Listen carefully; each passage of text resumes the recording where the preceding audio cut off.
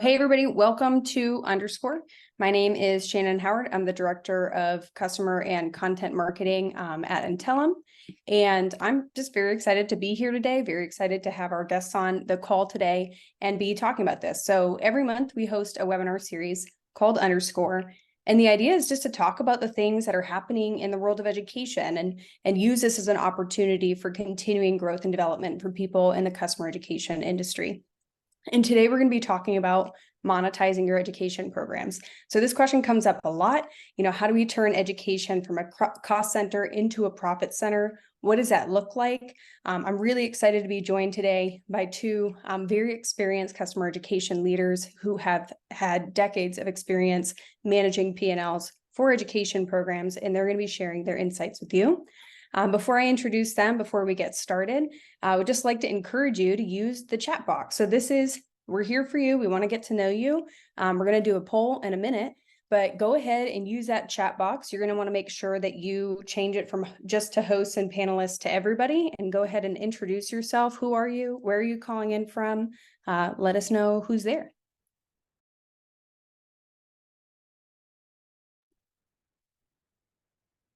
Yes, yeah, Dane. So we will send a recording. Awesome. So while people are dropping that in the chat, I also just want to share a little bit about what we're going to be talking about and kind of order of events here. So we're going to be talking about how to monetize your education programs. This is going to be very conversational, discussion oriented. So less presentation and more of a Q&A. So consider this your real-time on-air opportunity to pick the brains of Andy and Mindy over here. So we're going to talk about different ways that you might monetize your education programs. What does that look like when you're making the switch from free to paid? What's the difference? How do you make that transition? When do you know if it's time to make that transition? Just some of those FAQs that you might have in mind. We did have people submit questions in advance, so we're going to start with those questions, but feel free to use the Q&A box at the bottom of your screen to ask any questions that you might have. Ask them now, ask them as we're going, but just feel free to throw in your own questions and the things that you're curious about, because we want to answer your questions. All right, so now I'm going to introduce you briefly. I'm going to let them talk a little bit more about themselves. But this is Mindy Barenblatt. She was the VP of Education Services at Blackbaud, just has a really extensive history in education and education services. And then Andy Green, who is a Senior Director of Education at Logic Monitor, now serving as Director of Local Missions for the Village Church, but sharing his experience and insights. Both of them also consult in this field, doing monetization of education and education monetization strategy. So both just very seasoned experts here to lend their expertise. But Mindy, do you want to start and just tell us a little bit more about yourself? Absolutely. And I don't know about you, Andy, but words like seasoned and decades of experience, I have never felt younger.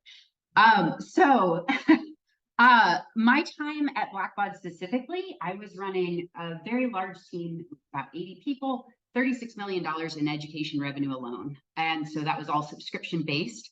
There are many ways to monetize. I'm excited to talk about them. I think there's a lot of pros and a lot of cons. Many of the cons are pitfalls that you can avoid if you think strategically from the very beginning. So excited to have this conversation and hear from you guys as well.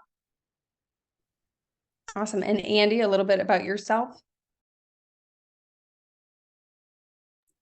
You're on mute, but it seems like very compelling. It was good. It was so good. Well, we got that out of the way. Now it's an official Zoom webinar. I volunteered to be tribute for that. So thank you all. Yeah, I spent my entire career in customer education. I started as a trainer, worked my way through building curriculum, and then took on leading teams. About 15 years ago, I started work leading a team that was monetizing the training. And what I discovered was this beautiful, chaotic intersection between traditional learning KPIs and the fuel of selling and monetizing that. And so seeing revenue numbers and seeing learner numbers and working those together to prove value to the business was just, it's fueled my excitement and passion for the industry. And I love it. I'm glad to get a chance to talk about it off mute with you all. Well, we're thankful to have you both here. We did want to start We already talked about what we're going to discuss, but did want to start just hearing more from you all, right? So we're here to answer your questions, and we want to understand where you're at today. So I am going to go ahead. We have a poll. Let's see. I'm going to stop sharing and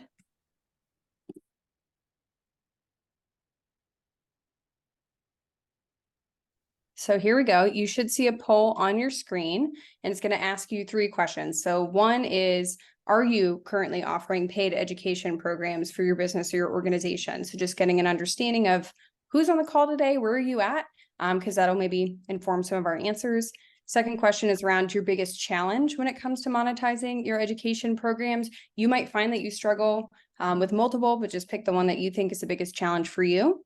And then the last question is around your level of experience with monetizing education programs. So if you've been at a company where you did it before, but you're maybe not doing it here, or you've been at a program that was already stood up, you're starting something new, just let us know where you're at. I'll give it. It looks like most people have responded, but I see a few more coming in. So we'll get another second, and then share the results. All right, I'm going to go ahead and end the poll, share the results. Can you all see the results on your screen? I think the UI is a little different. Okay, so it looks like about 47% of people are currently offering paid education, 29% no, 24% considering it. Biggest challenge, it looks like, is like a tie between finding the right pricing strategy and attracting and retaining learners. This is going to be a great convo for you. And then it looks like we're mostly in the kind of like limited to moderately experienced in monetizing education. So again, I would say that the folks on the call today are very experienced in monetizing education. So a great opportunity to just pick their brains and learn from them. All right.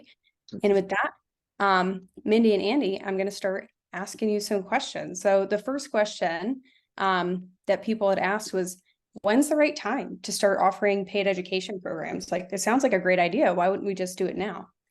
And Mindy, do you want to start? Sure. So I think a lot of the win has to do with what is your goal, what exists, and what pressure is currently being exerted. There is, in my opinion, a need in SaaS to have a level of free education and enablement that exists, so that you purchase this product, there is some level of being able to get to what you need, get the ROI, all of that. So if nothing exists right now, thinking through what pieces do I want to have free? But the beauty, if nothing exists, is that you can say, where does free end? And so you're not providing someone caviar for free, and then in a year or two realizing, oh, I can't continue to offer caviar. I must take the caviar away. Then you have sad customers. You don't want that. So it's having that free, understanding where that line is, and then defining what does premium look like. And there are things that are truly premium, but just will never scale or be sustainable, and you can't support them. I'm going to fly and go have coffee with every customer and hold their hand as they log through the system. That is premium. You're not going to be able to support that unless all of your customers live within a 30-mile range, right? And even then, it's going to be tricky. So that win question to me is, what exists? What is your goal? And what does the business need? What does your customer need? And hopefully you can get to a point where both of those things are happy, but a lot of times there's a compromise of business need, customer need. How do we achieve this to be as successful as possible? Andy, how do you disagree or agree with me? Go. Ooh, well, I'm in an agreeable mood today, so I'm going to say yes to everything that you just said, and add some other elements to it. So I think one of the things that, like how to decide or when to decide, a lot of this isn't going to be dictated by you. As a customer education leader, I think that it's important that you are prepared to drive the conversation at any point in time and look for some of the settings that may be happening in the macro environment with your company to see, okay, here's some triggers. So for example, SaaS company, early stage SaaS organizations, every level of service, and I'm going to use an exclusive and say just about every, all your services are free. Professional services and implementation, your training, your support levels. And then as a company moves through the stages of maturity in their SaaS model, what you'll typically find is there's the need to continue to drive growth and revenue. And so you're looking at some of those other areas. Now, training is typically the caboose at the end of that. So we'll start charging maybe the implementation fee, professional services. You may start to see tiered levels of support where there's more advanced services and support. And then somebody says, hey, what about training? And so as you look at where you are in your organizational life cycle, I think those are really important areas to identify that's going to influence it. You also need to just look at, like, do we have areas in our business? So that's kind of the one thing, what's going on with the company. But some questions you need to ask yourself is, like, do we have things that are worth monetizing, right? Do we have expertise that we're providing already that we could, or that we're not providing yet, but if we did, we could start providing and putting a dollar amount on that. We'll talk a lot more. I mean, this whole call is about monetization, about different strategies and the ways that you can do that. But I think those are some important ways to assess early on in that. I think it's great that you pointed out, are there things that are worth monetizing, right? Because we want to make sure we're creating really valuable content, training, and experiences. And Mindy, to what you said about really thinking about, are we giving away the farm for free? Now we're going and charging for it. And we've set this expectation we're going to get for free, which I think ties to Ashley's question that she asked in the Q&A. So she said, we offer training for free, but we charge for certifications. And then we ultimately end up giving out discount codes to our customers and partners, resulting in very few paid transactions. Where would you start to change this model?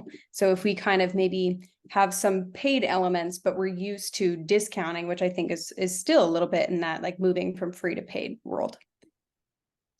Yeah, that's a great step. I mean, commonly certification or badging is like the easy gateway drug, if you will, into starting to monetize. Because you've had your training, you're adding certification after the content's already been out there, and it's easy to, and people expect to pay for something like that. So that's an easy, benign way to kind of step into it. Where you start to look at moving away from the 100% discount or handing out those promo codes. I've lived that story before. You really need, there's opportunities if you have an upcoming revision cycle, or maybe deepening the exams. So keeping, if you've got more free level or entry level certifications, to keep a lower cost on that, but then to start to wean customers. Another opportunity is to look at maybe providing certification boot camps. And I'm not familiar, Ashley, with your content that you have, and all of your content's free, but if you can differentiate specifically with maybe having some type of workshop or boot camp that maps up, you're able to then start to bundle things together where you move away from providing those free vouchers, and you can handle other ways to do that, to continue to provide incentive to CSMs or sales that need to push people into that. Man, Andy, we're just going to be really agreeable today and just build on the ideas. This is going to be a yes and kind of call, which is my preference. So, like, I'm on board, not a complaint. I would add that there is a huge piece of this that is internal enablement, which it's kind of ironic. In customer education, we sometimes forget that internal education is a huge part of what we have to do to make any change, because we are not the voice many times that is talking to the customer about training, about all of these things. And so are you proving the value of that certification both to the customer by providing things like, here's a cool badge to post on LinkedIn, here's an optimized banner to post on LinkedIn, you know, like that kind of thing. But more so, are you proving the value internally? Because otherwise they're going to keep handing out coupons. Now, you can also put guardrails around this if you get buy-in internally to say, hey, we're happy to do coupons, but we're going to start limiting the number of coupons we're giving your team each month, right? Give them, you have to wean the customer, but you also have to wean the internal resources from that knee-jerk reaction of, oh, I just give a coupon and they're happier. One of my pet peeves is, once you give something away for free, the expectation is there that it will be free forever. And so it's, how do we prove that value? Yeah. As you're going through the Q&A, let me add one thing, just more of a personal experience, just to share and get some empathy or sympathy from the audience. Worked for one of the companies I worked for when I came in. They similar. There were thousands of certification vouchers that were being handed out like chiclets to everyone. Sometimes it's going into the data. So I don't know if this is a program that you started or that you've inherited. As we went back and looked at that, we saw that only about 17% of those vouchers were actually redeemed. But and even a smaller percent of those actually went on to achieve the certification. And so yes, we know about free, and free is important. Free also devalues, and depending on the marketplace, but sometimes it's important to just go use data to prove the facts, right? Use data to tell the story and say, hey, we think we're doing something special by handing these out, but it's actually not moving the needle, and it's causing a lot more work and burden for the training team that's putting that together. So we were able to shift off of that once we told the story with data.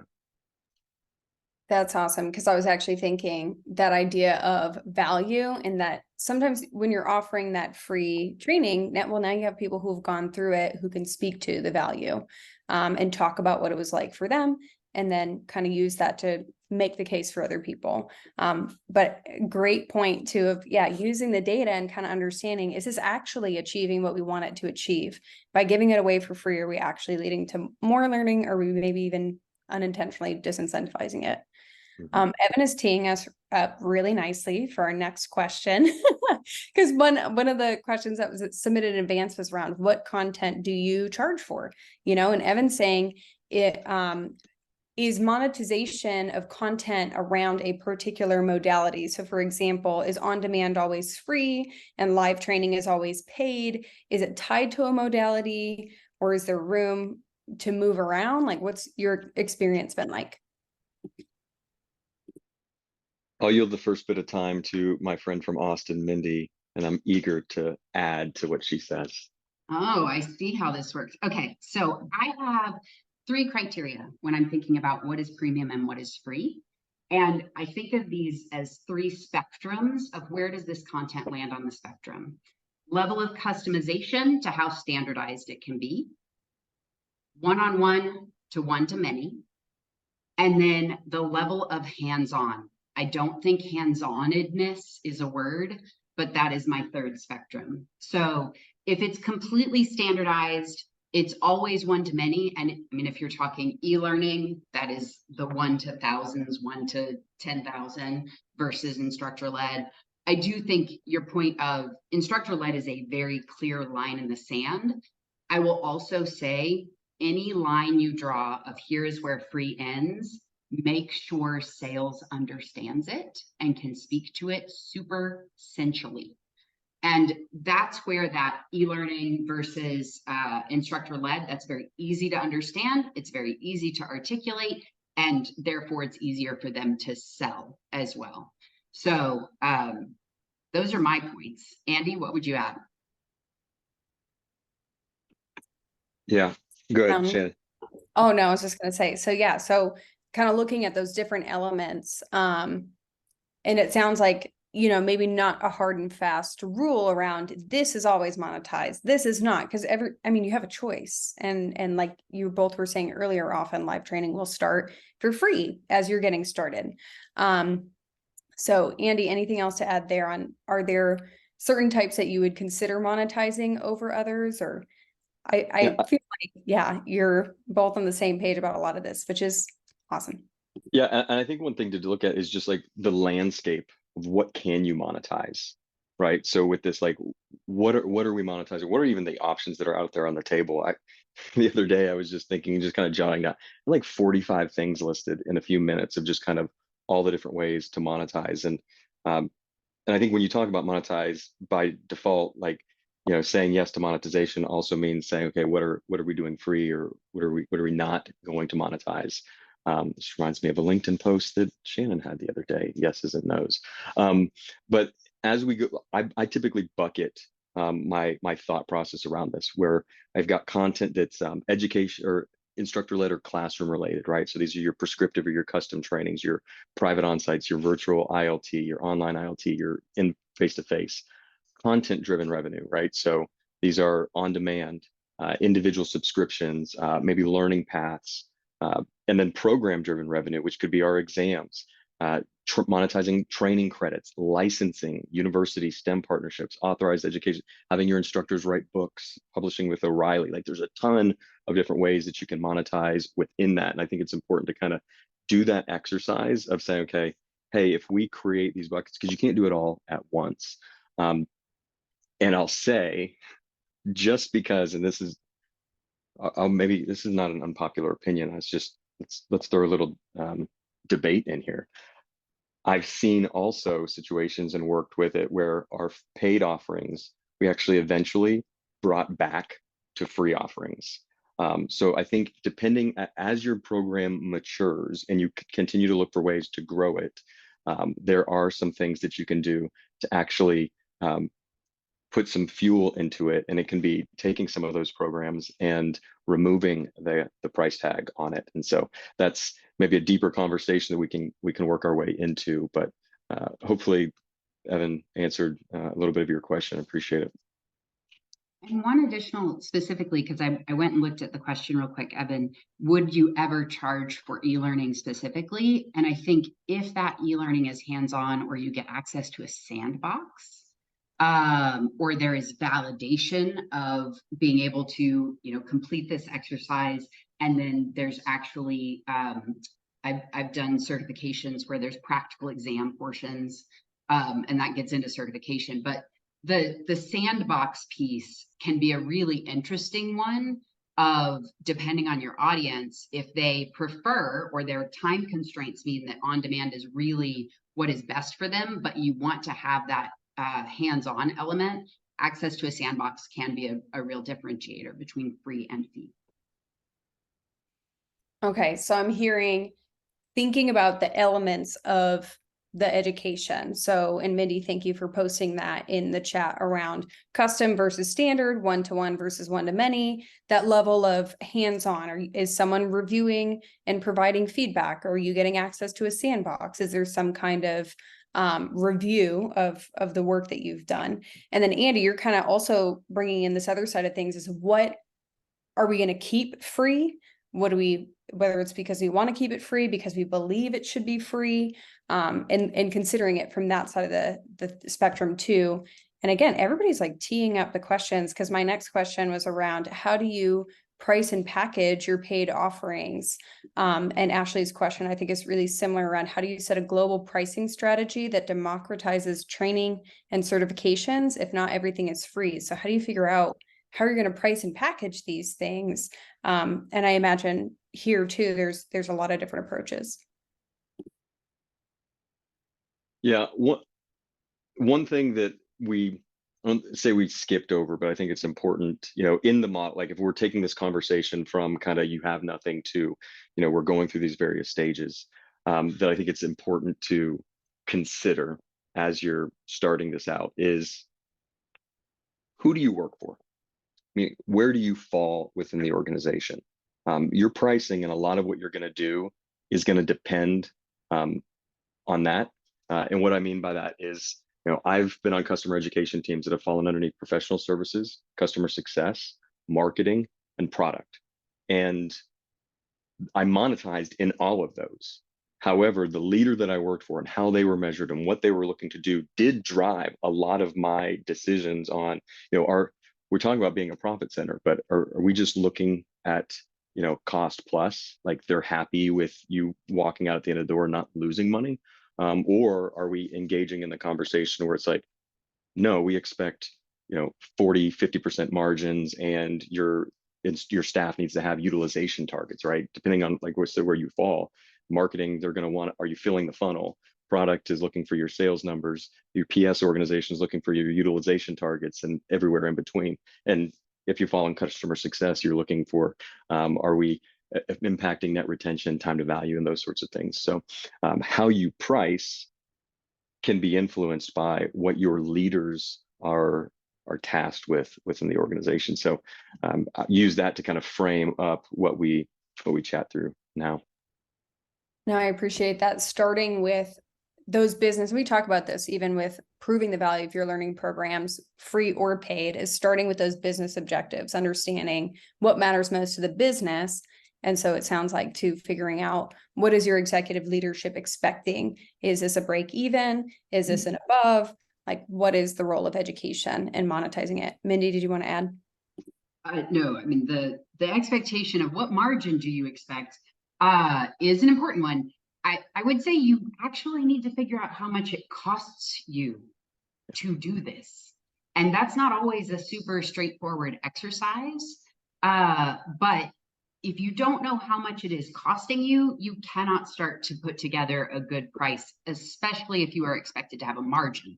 If the goal is to break even or to just make a little bit of money, fund your own growth, that kind of thing, it's a little less important. But what does it actually cost is important.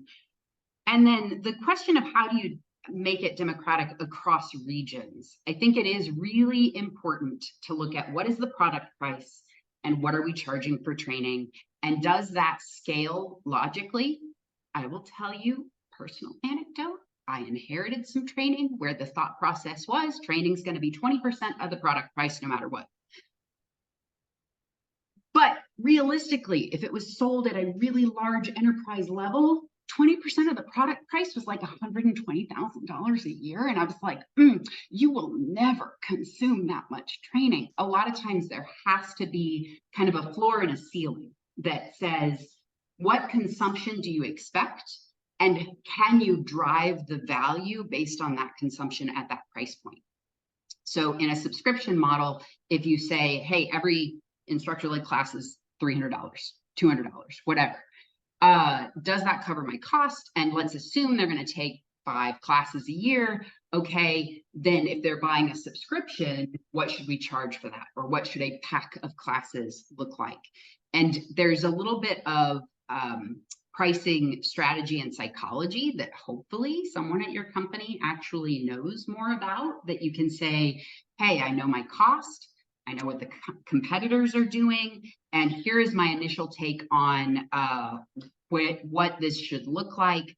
Poke holes in it. Talk to me about pricing psychology. Talk to me about, what this should look like that would help us be a differentiator, and can it renew at that rate if it's a subscription? If you're just selling individual classes or individual certifications, you don't have to worry as much about renewal as if you start getting into the category of being part of the company's ARR, and then they have to report your renewal rate to the street, and suddenly they care a lot about the education renewal rate. There's so many good things on that one. I'm gonna jot myself a note because I don't want to forget to come back to the topic on renewal. So Ashley, one of the things you said is a pricing strategy, democratize a global pricing strategy. I think you need to look at that phrase global pricing strategy because the macroeconomic conditions around the world are really challenging. And so the way when I had pricing over kind of global areas, the US or the Americas and EMEA commonly can align. Now, when you start looking at some Eastern Bloc countries and the pricing starts to get a little out of whack. But US and EMEA typically price similarly. APAC has always been its own beast, and any company that I've worked for that we sold training into that particular area. So globalization is great in a lot of contexts. It doesn't necessarily always work in training, just because if you have, just take an even number, if you're charging $1,000 a day for a class for a live instructor-led training, and I know depending on the markets that you're in, that may seem astronomical or that may seem on point. But if you're doing that, if you go to Argentina, right, that's not going to work. If you're going to go to Australia, maybe so. If you're in India, absolutely not. And so there's some considerations that you absolutely need to have, and this does create complexity within your price book with the products that you create. What I would say as we start, we're talking about, oh, there's 40 different ways that you can monetize and this and that. I say all of that, and then my advice is simplify everywhere.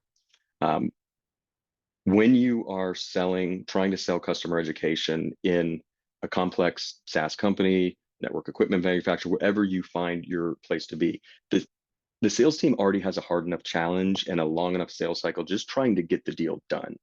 What they don't want is a complex sale on the training process as well. And so where you can simplify and make it easy, be the sales team's best friend, because all they have to do is put one SKU on and they don't worry about it. And so I'm a champion and fan of learning credits, training credits. If this is new to you, I'd love to chat deeper on it. We could certainly take the rest of the time on it, which I don't think we should. This allows you to kind of have one price to rule them all. It's like it's like selling training gift cards. It's a lot easier to sell $1,000 training gift card and allow the customer to buy one online subscription and 2 certification vouchers than it is to put on 3 SKUs on a deal that now has to have procurement at an organization look at 3 more SKUs and ask why it is and ask for discount and all those things. So 2 points on this. Globalization, it's a challenge, but training credits do allow you to handle that globalization, because now you've sold essentially something that needs to be redeemed, so you can handle the redemption value on your own in those particular theaters. And you've done this by only adding 1 SKU. And to the renewal point that Mindy brought up, by having something like training credits that you say, hey, they're good for a year, you instantly get yourself into that, hey, we've just created a renewal cycle for training. And those are things that your leaders are certainly going to want to see versus all these one-time SKUs. And if you have not monetized before, welcome to the world of SKUs. It's a beautiful landscape, and I cannot stress enough, Andy, it is so true. Keep it as simple as possible. The more SKUs you create, the more angst you create for you and sales. And when sales is angsty, then you're more angsty, and it's a vicious cycle of angst. So, and since we're on lessons learned, when you create SKUs for classes and you EOL that class, and that class was never redeemed by a customer, you have revenue that you've never been able to recognize. I think we need to have a future conversation about being financially savvy as a customer ed leader in this. Simplify, get you quicker to RevRec, which is critical for you as a business leader running this org. And I will tell you, please don't ever create a SKU for access to free stuff, because you know what never gets taken off of a customer's record? A free SKU. And then that creates all kinds of issues on the back end, because it just keeps auto renewing as this free resource that SKUs are probably a whole series of delightful webinars, Shannon, that no one wants to attend and everyone should attend. Yeah, I will, Andy, dig up a post that you did on building your financial acumen. I'll pop it in the chat while you answer this next question. I feel like we're very seamlessly kind of moving through kind of maybe a funnel of questions, because we're talking about, okay, how might you monetize and how would you price and package that? Now let's talk a little bit more about logistics. So you're talking about SKUs, training credits, and Kim asked a question here, has it been, for most of the trainings that you've monetized, has been structured as subscriptions, SKUs, vouchers? Have you ever done credit card payments, right? Because these are some of the logistical ways that we might actually administer those training credits or training. And any great learning management system that you use will have an e-commerce functionality. And so the last 2 products that I used, we used Stripe integration, and on that selling at that B2C level. So remember, when you're putting monetizing a lot of these programs and you're putting them out through your learning management system, you're going to be selling those in a B2C. So those are going to be coming in through credit card transactions, and you kind of can bypass the training credit conversation as those come in with a swipe of a credit card. On your sales orders selling through your channel, that's going to be more of your B2B, which you'll be selling those training credits on. So I'd say any good learning management system that you're using is going to have that base functionality for you that's going to help you with that. I would actually be curious, Andy, how successful you found the like credit card, I'm going to go buy a single class or a single certification. I've used it, I've launched it, but it's always been in conjunction with subscriptions that include all of the things that they're purchasing a la carte. And so it's typically not all that well adopted. So we had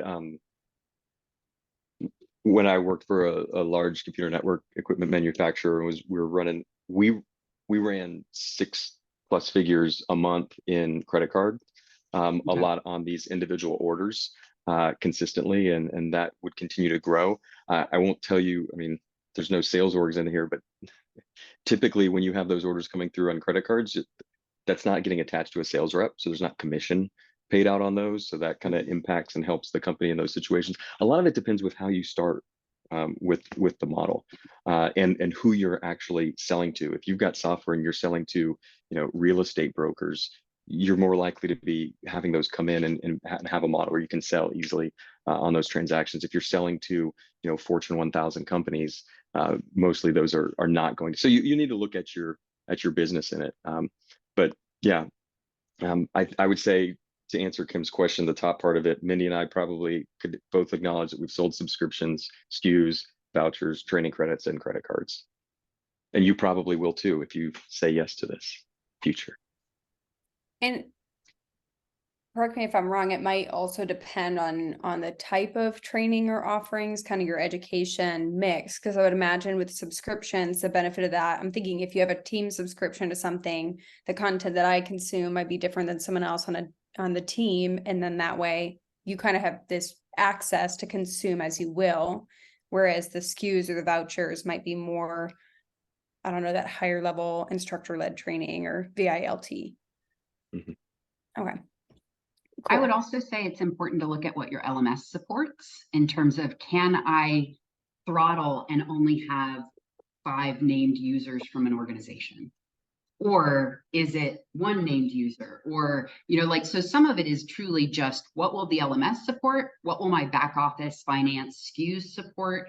And what will the sales team support? Like, if they're going to need to do anything, right? If you're like, nope, this is entirely e-commerce and sales doesn't have to be involved, making sure you don't step on their toes is important. But like, if they're going to be involved in the sales cycle, one thing that we found was quite effective is we would see an e-commerce purchase, and that's actually somebody that's pretty quick and easy for a BDR to say, hey, would you be interested in a subscription? We could actually apply this towards your subscription. And if you're planning on taking more classes or more certifications, you'll end up saving money that way. So there's different ways to go about it, but it can be pretty important to think about, what can I literally do? And that limits kind of the field of, this is the field I can play on. Okay, now what makes the most sense? All right. And Ashley has a question kind of building on this before we move to our next question around, how do you differentiate pricing for customers, partners, or general learners? It's like just people trying to gain a new skill. Do you think about that differently? Do you package that differently? Mindy, you want to take it first? Sure thing. I will actually start by saying, this one is very interesting and very dependent on what your company already supports. So I was someplace where we really could only sell via a SKU to a customer. We could not sell B2C because our systems were entirely built up around a site ID. And so as much as it's like, oh, it's super cinchy, we'll just sell to anyone who wants it, that may or may not be supported by your company. And I will tell you, selling directly to an individual sometimes actually has a higher support cost than selling to an organization. Because if I, Mindy, personally spend $49 on something, I'm going to get all harumphy if I don't feel like I've gotten $49 worth of value. Versus a company spending $49 and like, they understand that it, like, things happen and like it's not that same level of kind of support, and I say this in the nicest way possible, neediness. I do think partners need separate pricing because typically they need deeper. So to me, I see partner as, yes, they consume customer education as part of their education, but then there should probably also be true partner education on top of that. And so having a holistic sales approach for partners that looks at that big picture, rather than saying, you know, partners are going to go purchase these 19 classes individually on a credit card, right? Like they typically do need their own pricing strategy. Yeah, and I would just add a couple things into this. So on the partner side, you're typically, you know, underneath your revenue enablement, sales enablement team, your channel partners are getting some sort of education, but that's not really driven with the how to use your product. And so what I've always done is just taken and had partners get some level of discount.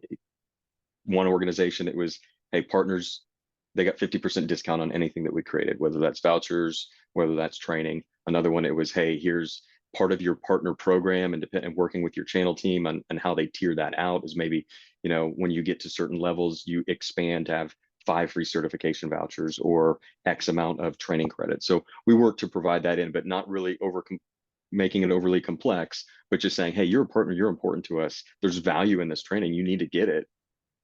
And here's what your price is compared to what it is on the street. Now, as far as customers and general learners, I want to bring up an example of somebody who I think is doing something really awesome in this space. So Unity Technologies, Unity 3D game developer, they have they've got amazing training content. On the B to C level, it's free, right? They monetize it at the enterprise level.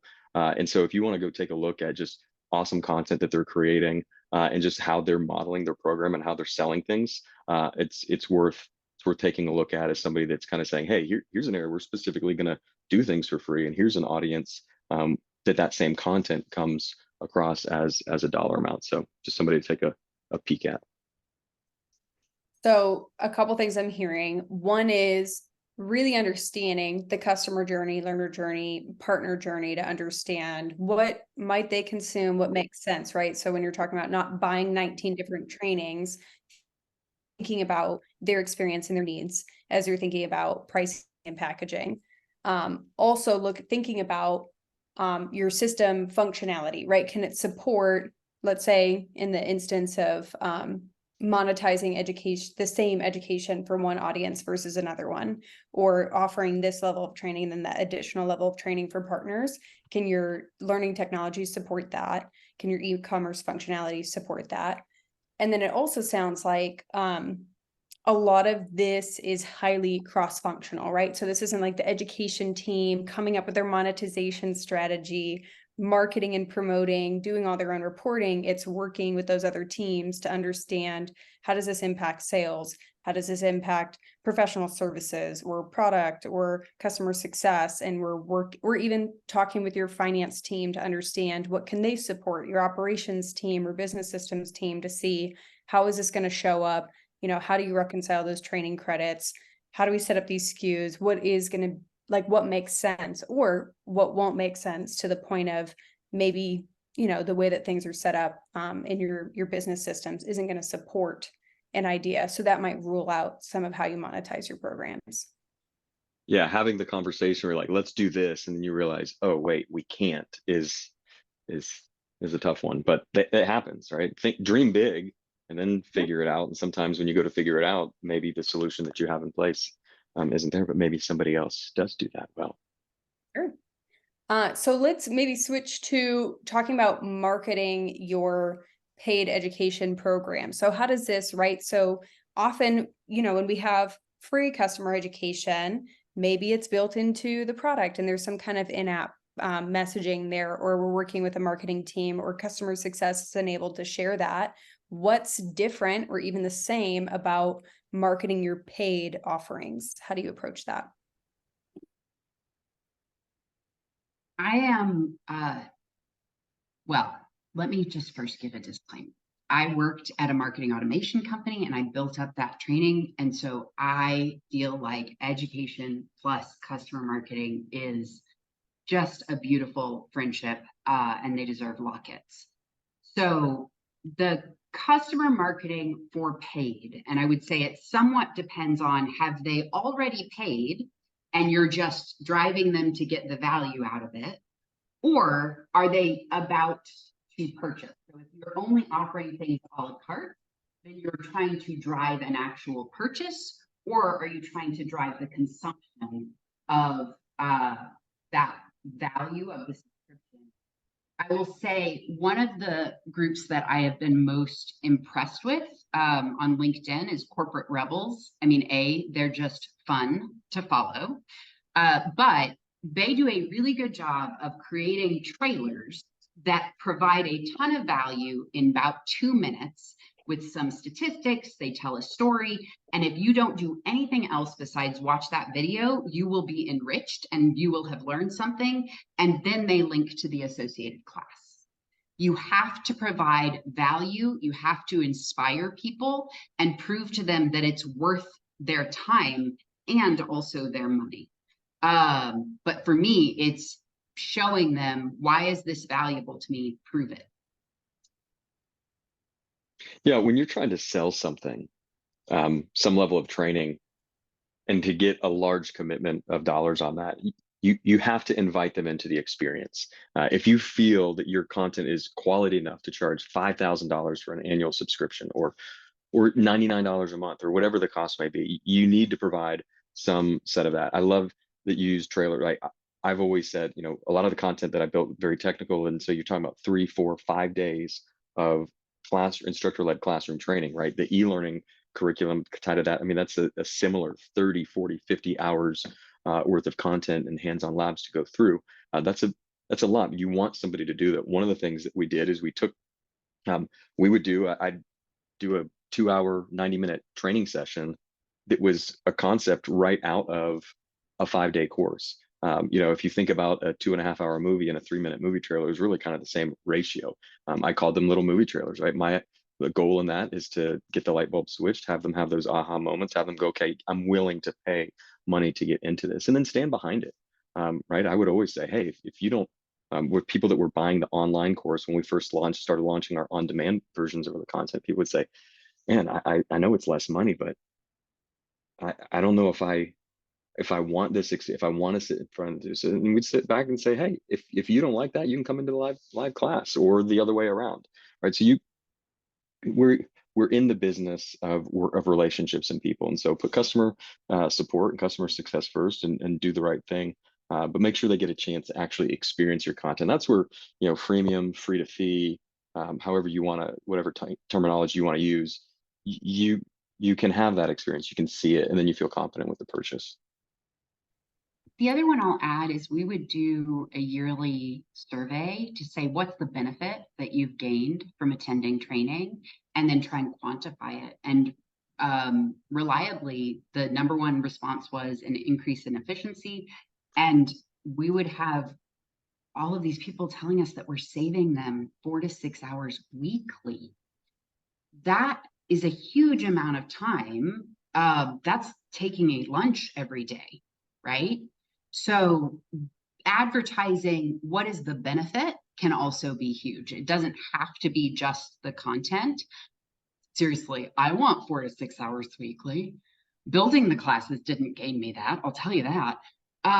But showing them what is that benefit, and what are other people finding is the benefit. It's essentially the LeVar Burton strategy of, you don't have to take my word for it. And what Minnie just said, right? The benefit, that, like, return on investment, right? ROI, like doing this, like getting into the metrics, how you're measuring the business. We've talked a little bit about those things, and yes, financial metrics, but as you really start to think in, feedback from leaders that have had their teams come into this, right? Interviewing leaders on improved employee performance, just general feedback on that, but also as you start to see and people renewing your training products, renewing their certifications, these things can speak towards the value that you have in the program, up towards leaders, and you can use that to determine your marketing content to those customers as well. Okay, so I'm hearing, yes, we're focusing on the benefit. I dropped a link to a previous underscore we did recently on marketing your education program. So there is some aspect if you're trying to drive that purchase.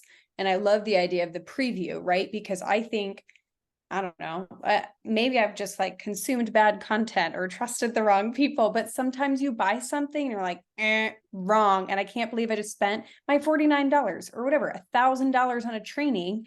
And what the heck, that was so not worth it. But if you can preview and get an idea, is this going to be worth it? I think that goes a long way. I think a lot about marketing. How do we showcase confidence? How do we help people make it an easy decision? And knowing what you're getting into, being able to preview some of that content is a great idea. And Mindy, your point of, are we driving purchase or consumption? And it's a great point that we need to also drive that consumption, because when you think about those unredeemed training credits, it's a nightmare for accounting to reconcile. But also the customers have paid for something that they're not getting value from. And we know that that's not good, usually indicative of potential churn. I have one question that came in from Greg, but before we get to that one, I just want to make sure that we talk about, how do you report on the success of your paid learning program? So when we're thinking about what does it look like to show that ROI or to manage that P&L, what are you reporting on? What are you measuring? I would say make best friends with some people who have access to product data, renewal data, and just overall finance data. Those are your three people, because you're wanting to show, hey, how much revenue are we bringing in? What's the margin? That's great. If it's a subscription, if the literal training is a subscription, what's our renewal rate for that? Bigger picture, how is training consumption and the paid training consumption driving product renewal, which actually speaks to Greg's question a little bit. The product piece is huge. So if you have access to product user level data or org data, being able to aggregate and say, here's all of the people who have taken paid training or completed a certification. That's a really great kind of milestone to be able to say, here's this group of people, certified users. What's true about them in their product usage, adoption, efficacy, health score, all of those metrics. And how does that compare to people who have not taken paid training? Because it's not just the impact of, here's my dollar, I earned it, and this was the margin on it. It's, are we changing hearts and minds and shaping behavior and creating more long-term value for our customer base? Yeah, once you make this decision and you start getting, now you're getting attached, right? You've got, right now you're correlating, okay, we can see who's taking the training and we know that they're a customer and we can put those things together. But when you start to see your education get attached to sales, it's real, you can really start to see, okay, how are we impacting this account with those details? And you can dive in and you're already probably looking at your training and looking at tech support data and looking at case deflection, right? If you're not, you should start, right? That's an easy way to start to prove value in that. Hopefully you're looking at, some of the onboarding type training and time to value and mapping that to the area. I think to what Minnie was saying earlier, product, like, are you using a Pendo or are you able to see how customers are using the product and where you can interject training and start to measure and do those things? Now we're talking about metrics. I think there was an underscore on that recently as well. You could probably link to, but when you get into the financial piece, you really are going to be talking about the margin, yes, the revenue, yes, the net bookings, yes, the pipeline, right? You're going to start looking at pipeline, but some other metrics that are really important, especially in high-paced SaaS growth companies, is looking at revenue and cost per FTE. This is something that just will give you that better financial acumen as you start to come in with your different leaders to look at, okay, we've got a team of 7. And what's our revenue per FTE? What's our cost per FTE? Because I can tell you, the PE companies that own your company or your board, they're looking at those types of figures. And so those would be important stats that if you've never thought about it, it's okay. I just told you. So now you can start to look into those things, upsell, cross-sell. There's a ton that we could dive into. And then I think Minnie and I, we've got some slides, and I know we had more of a face-to-face conversation today, but these will be some things that we can link into in the show notes follow up after this. Yeah, that's something I feel like one of my personal life missions is just to help people rest easy. If you have not heard of some of these terms, that's okay. Often we learn as we go, we stumble into things, we don't know what a SKU is, we don't know how reconciling training credits works, and then we learn through the process of doing it, right? And we can make friends with those people. I mentioned buying someone a coffee, going out. It's a great way to build relationships with people and just lean on them. Honestly, if you went to your finance team and said, can you walk me through what metrics we measure and how our financial data works, they would be thrilled because no one ever does it. So go talk to your finance team. They would love that. We're going to answer this final question. I do want to make a plug. When you leave the webinar today, there will be a survey. The survey is very short, but the idea is, how are you liking Underscore? Are there other topics that you want us to talk about? This is a webinar series for you. This is about your professional growth and development. How can we help to facilitate that through content, connection, conversation? So please take a moment to fill that out. And Greg had a great question here. I think it's a good one to end on, around if customer education is a demonstrable driver of account growth and retention, which is awesome. That's great that you can prove that. Is monetization still appropriate? Is this simply a math problem to determine when expected education revenue supersedes the account value lost from not giving it away for free? So how do you manage that tension of there is value, in free? When is the fee more valuable? I've lived this game. I love any question from Greg Russell. Hi, Greg. I think one of the things that was most illuminating, I think if you have the data, like that's the first step, is can you prove it?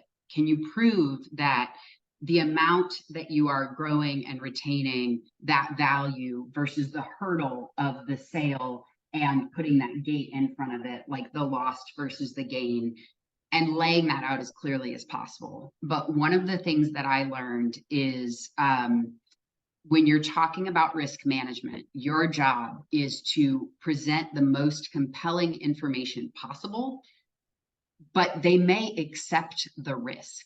Your executives, your C-suite may say, yeah, we get that the math problem shows that retention is more, but we need that revenue right now, and we're not shifting on this. And then you work within that framework and you make the most of what you can do. And then you may bring the data forward again, or refresh the data, or look at a different way to go about it. But that willingness to, I'm going to educate and see if I can change a mind. And if not, what can I do within the constraints that I have right now? Yeah, the overall, the organization is going to determine the decision. Math factors into it, absolutely. But like, not everybody's going to be HubSpot, right? You're not going to have a HubSpot, like, or these are decisions. You can't look at one and say, well, they're doing it. Miro, Gus. I mean, there's a lot of different companies that you can look at that are doing tremendous things, and monetization may never be on their radar. That's a specific decision that I tell you went up to the highest levels of the organization to do that and to continue to invest that way. So your organization may be different, and so Greg, where you ran into some walls and it just didn't happen, and that could have been just where that organization was at that time and place. Go back to the conversation I said at the beginning of kind of where companies are in their maturity. At some point, it likely hits unless they've specifically made a decision, laid their yeses down, and said, "Hey, this is what we're always gonna be regarding a training." What I'd close with this, right? Customer education is not going to become a profit center in a week, right? Or in a 58-minute webinar, right? Have a plan, have a strategy, and try different things, right? Be willing to continue to try different things as you go through it. It's okay. And there's a big community that loves to help you. Customer education is the best community of people around. So. Yeah. So this kind of brings us up to time. Thank you, Mindy, Andy, for coming, lending your insights, being so generous with your experience and expertise. Again, take that survey when the webinar ends. That's for you. It helps us help you. And check out Andy and Mindy on LinkedIn. I'll send their LinkedIn in the follow-up email as well. So you'll get a recording of this. If you want to share it with other people, if you want to go back and reference things, we'll include some links. And then the last thing is just definitely, I think it was dropped in the chat here, just check out future upcoming events. So not only do we host these webinars, we also host roundtable discussions. So this is just a chance to connect with your peers in real time and just like bounce ideas around. So we're all, you know, whether it's cameras on, but mics off, and being able to talk to each other and bounce ideas around. So thank you everybody for being here. Thank you, Mindy and Andy, and I hope everybody has a great rest of their day.